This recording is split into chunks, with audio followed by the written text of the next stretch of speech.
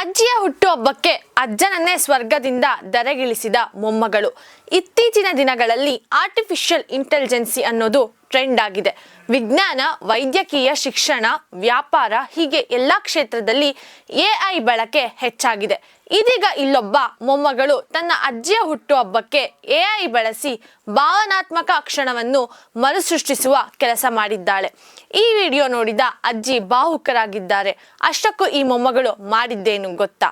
ಈ ಕುರಿತಾದ ಭಾವನಾತ್ಮಕ ವಿಡಿಯೋ ಇಲ್ಲಿದೆ ನೋಡಿ. ಇದು AI ಎಫೆಕ್ಟ್.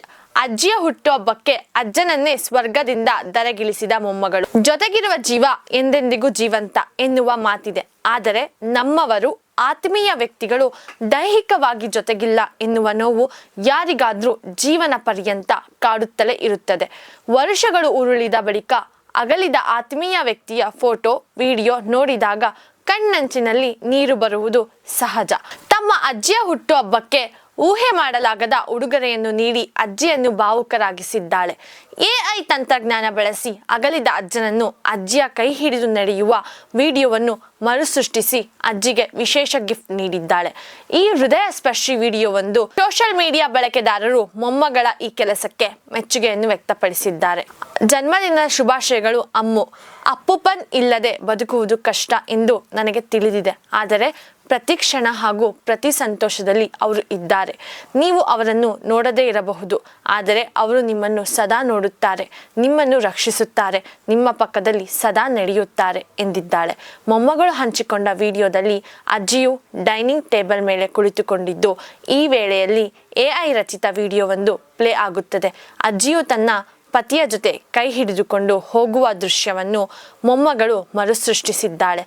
ಈ ದೃಶ್ಯ ನೋಡುತ್ತಿದ್ದಂತೆ ಅಜ್ಜಿಯ ಮುಖದಲ್ಲಿ ನಗು ಮೂಡಿದರೂ ಆ ಬಳಿಕ ಭಾವುಕರಾಗುವುದನ್ನು ಕಾಣಬಹುದು. ವಿಡಿಯೋ 1.8 ಮಿಲಿಯನ್ಗೂ ಅಧಿಕ ವೀಕ್ಷಣೆ ಪಡೆದುಕೊಂಡಿದ್ದು, ನನ್ನ ಈ ದಿನವು ಅರ್ಥಪೂರ್ಣವನ್ನಾಗಿಸಿದೆ ಎಂದಿದ್ದಾರೆ.